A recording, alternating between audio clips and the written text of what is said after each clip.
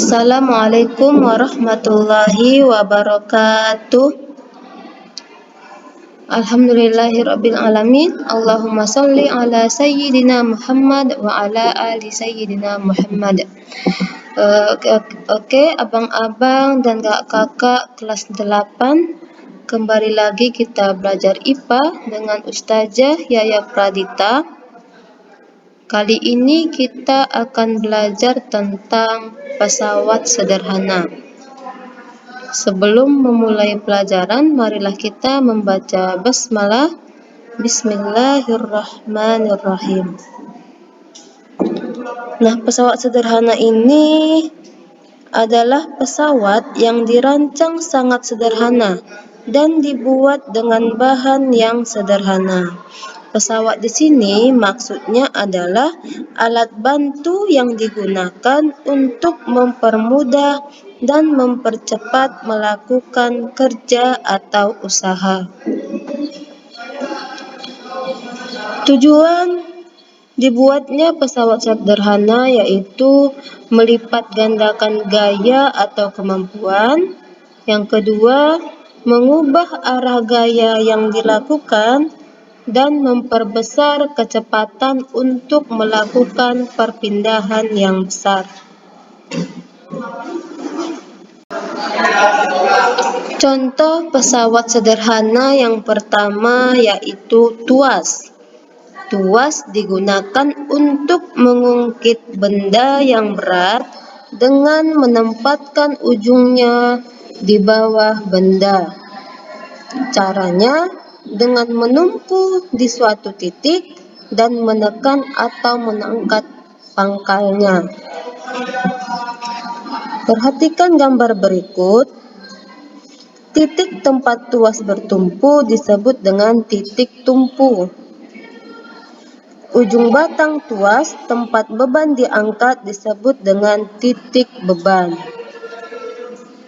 Dan pangkal batang yang ditekan atau diangkat untuk mengimbangi gaya berat beban disebut dengan titik kuasa. Di sini titik kuasa ya. Dan jarak titik beban ke titik tumpu disebut dengan lengan beban atau biasa kita buat LB. Dan jarak titik kuasa ke titik tumpu disebut dengan lengan kuasa atau biasa kita sebut LK. Nah, jika gaya berat beban atau WB diimbangi dengan gaya kuasa atau FK dalam keseimbangan tuas, maka dituliskan beban dikali lengan beban sama dengan kuasa dikali dengan kuasa, atau dapat dirumuskan dengan WLB sama dengan FK LK. W sama dengan gaya berat beban, LB lengan beban satuan meter, FK gaya kuasa satuan Newton, dan LK lengan kuasa satuan meter. Maka keuntungan mekanik sebuah tuas adalah perbandingan antara gaya berat beban,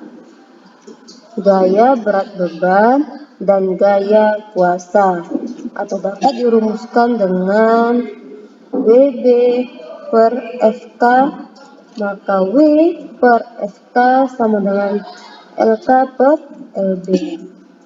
Maka keuntungan mekaniknya yaitu lengan kuasa per lengan beban. Contoh, sebuah linggis dipakai untuk mengungkit batu yang beratnya 600 Newton.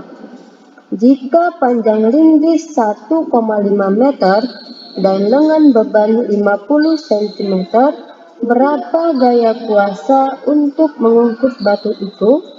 Dan tentukan pula keuntungan mekaniknya. Maka seperti biasa untuk menyelesaikan soal cerita kamu harus membuat diketahui dulu. Diketahui yaitu beratnya 600 Newton, maka WB sama dengan 600 Newton. Jika panjang linggisnya 1,5 meter, I-nya 1,5 meter, dan dengan beban 50 cm. LB sama dengan 50 cm. Ini cm kita ubah menjadi meter, 50 dibagi 100 sama dengan 0,5 meter. Kenapa dibagi 100? Karena 1 meter sama dengan 100 cm. Ditanya gaya kuasa dan keuntungan mekanik. Jawab. Lengan kuasa sama dengan I dikurang LB sama dengan 1,5 meter dikurang 0,5 meter sama dengan 1 meter. Ini rumus yang tadi. Masukkan nilainya 600 Newton dikali 0,5 meter sama dengan FK dikali 1 meter. 600 dikali 0,5 dapat 300 Newton meter sama dengan FK kali 1 meter. FK atau gaya kuasa sama dengan 300 Newton meter per 1 meter. Maka hasilnya 300 Newton. Maka keuntungan mekaniknya yaitu 1 meter per 0,5 meter sama dengan 2. Di sini Ustazah buat tabel. Ini merupakan tabel percobaan. Jika bebannya 600 Newton, lengan bebannya 2,5 meter, lengan kuasa 20 meter, gaya kuasanya 100 Newton, maka beban dikali lengan beban itu sama dengan beban dikali lengan beban 600 kali 2,5 meter, hasilnya 1500. Maka gaya kuasa dikali lengan kuasa hasilnya berapa dan keuntungan mekaniknya berapa. Ini kamu isi titik-titiknya ya. 1, 2, 3, 4, 5, 6, 7, 8, 9. Ini kamu isi sesuai arahan ini.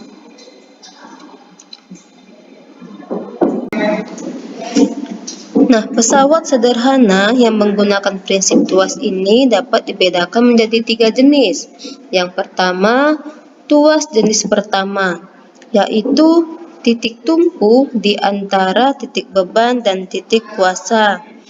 Contohnya gunting, ada tang, contohnya lagi ini jungkat-jungkit, contohnya.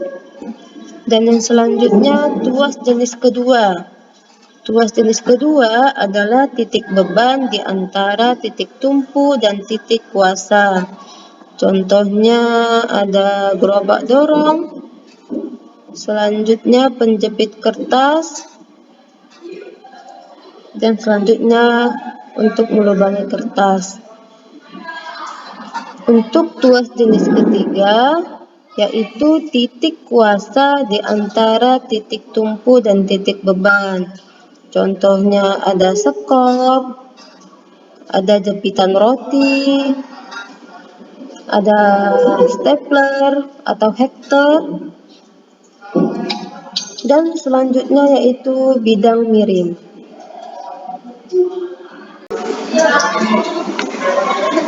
Bidang miring. Nah, perhatikan gambar berikut. Bidang miring ini prinsipnya usaha untuk mengangkat peti ke atas bak truk dapat digunakan dengan pesawat sederhana bidang miring. Ini dia. Maka gaya berat peti tidak seluruhnya menimpa pada orang yang mengangkat peti, tetapi sebagian menumpuk pada bidang miring. Terlihat pada gambar ya. Maka keuntungan mekaniknya yaitu hasil bagi beban dan gaya kuasa sama dengan hasil bagi panjang papan S dan tinggi papan atau H. Dengan W beban dan F gaya kuasa satuannya Newton, S panjang bidang miring satuannya meter, dan H tinggi bidang miring satuannya meter. Semakin tinggi bidang miring, semakin besar gaya kuasanya, sehingga keuntungan mekaniknya semakin kecil. Nah, berikut cara untuk menentukan keuntungan mekanis pada bidang miring. Sama seperti yang tadi, kamu harus mengisi titik-titik dari data berikut. Jika diketahui beban 10 Newton, panjang papan 100 cm, tinggi papan 10 cm, dan F 1 Newton, maka W per F sama dengan 10 per 1. Hasilnya 10. Dan S per H, panjang papan per tinggi papan, 100 dibagi 10 sama dengan 10. Untuk selanjutnya kamu isi ya dengan baik. Alat-alat bidang miring yang pertama yaitu tangga. Yang kedua ada spru, ada gergaji, ada paku, kapak, pisau, dan jalan di pegunungan. Yang selanjutnya katrol. Katrol merupakan pesawat sederhana berupa roda yang sekelilingnya dapat dilalui tali atau rantai. Berdasarkan tempat kedudukannya, katrol dapat digolongkan menjadi 3 jenis. Yang pertama, katrol tetap.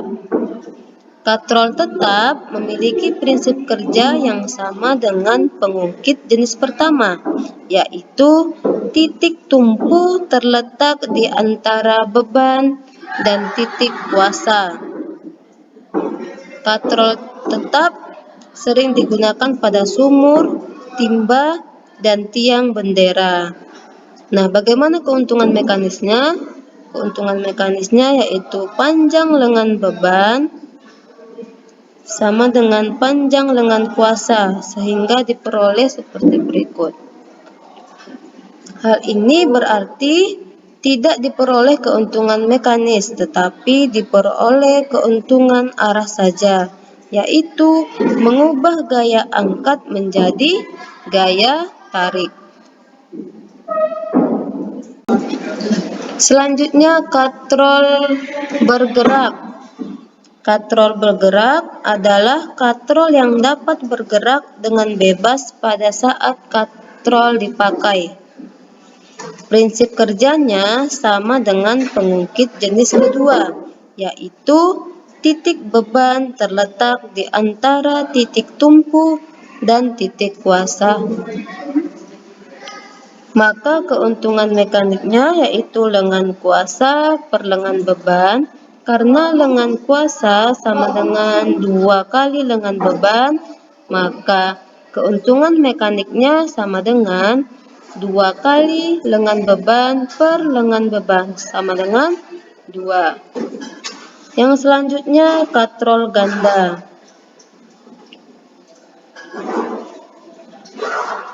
Untuk memperoleh semakin banyak keuntungan mekanis, maka katrol tetap digabung dengan katrol bergerak. Maka keuntungan mekanisnya sama dengan jumlah tali atau N. Selanjutnya, roda gigi atau gear. Gear adalah sepasang atau roda bergigi yang saling berhubungan, yang berfungsi meneruskan gaya dan gerakan pada sebuah mesin. Contohnya yaitu gear pada sepeda. Sepeda tersusun dari gear depan dan gear belakang. Gear depan lebih besar sehingga jari-jarinya lebih panjang dan memiliki putaran lebih lambat. Gear belakang jari-jarinya pendek sehingga putarannya lebih cepat. Perbedaan kecepatan gear kecil dan gear besar menghasilkan perbedaan gaya yang lebih besar pada roda, sehingga efisiensinya sama dengan energi keluaran bermanfaat per energi masukan total.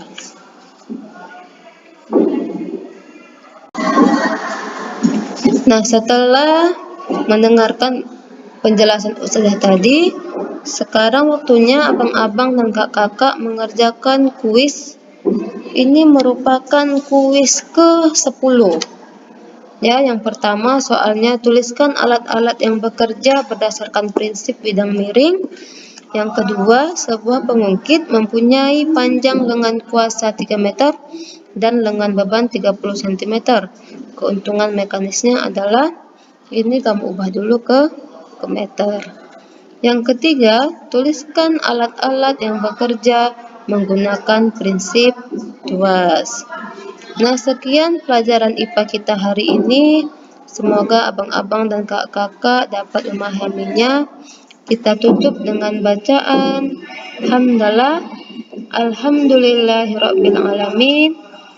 Stay at home and keep healthy. Wassalamualaikum warahmatullahi wabarakatuh.